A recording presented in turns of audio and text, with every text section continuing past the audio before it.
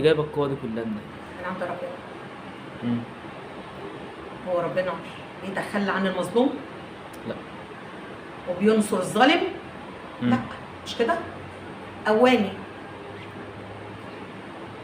ومديني القوه ديت عشان اقدر اجيب حق بنتي، اقدر اجيب حق اللي جوزها بشريكه حسين الغرابلي، الاتنين السفاحين اللي قدروا على حته عيله صغيره يقتلوها ويجنزروها ويخنقوها ويكلبشوها ويموتوها، وبعد ده كله دفنوها، وبعد ما دفنوها حطوا عليها ميه نار. فالقوه دي جات لي من كل اللي عملوه ببنتي عشان اقدر اجيب لها حقها.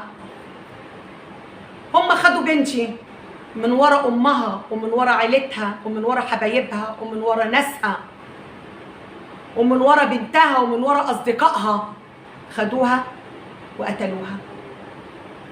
فكان لازم اقف قصادهم علشان اقدر اجيب حق بنتي.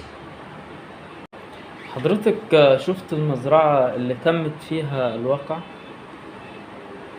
كان نفسي اشوفها والمسها وعدي على نفس التراب اللي بنتي عدت عليه، واحسس على الحيطان اللي بنتي استندت عليها او قفشت فيها، لكن مش عارفه طريقها، والحكومه ما زلت قاعده هناك محدش بيخشها.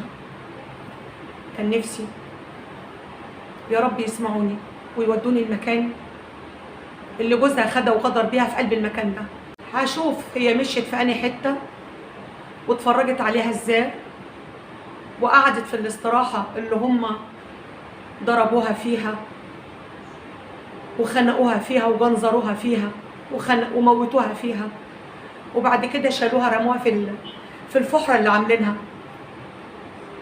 القبر اللي هم عاملينه لها بايديهم الاتنين، بايدي الاتنين.